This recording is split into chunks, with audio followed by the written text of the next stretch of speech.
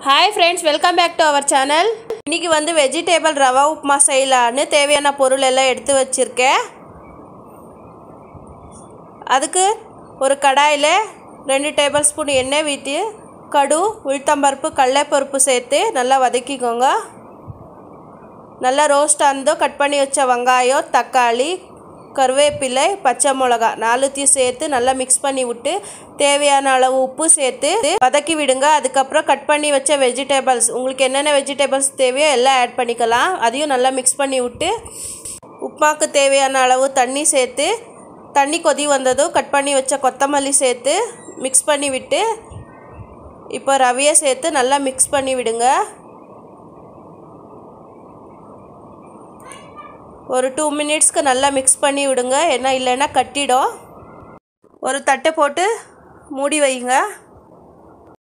ஒரு தட்டை போட்டு மூடி வேக விடுங்க மதியத்தில் அப்பப்போ கலரி விட்டுக்கோங்க பாருங்கள் சூப்பரான வெஜிடபிள் ரவா உப்புமா ரெடி இதை சூடாக தட்டில் சர்வ் பண்ணுங்க கூட சட்னி இல்லை ஊறுகாய் தொக்கு ஊறுகாய் இப்படி அது கூட நல்லா சூப்பர் காம்பினேஷனாக இருக்கும்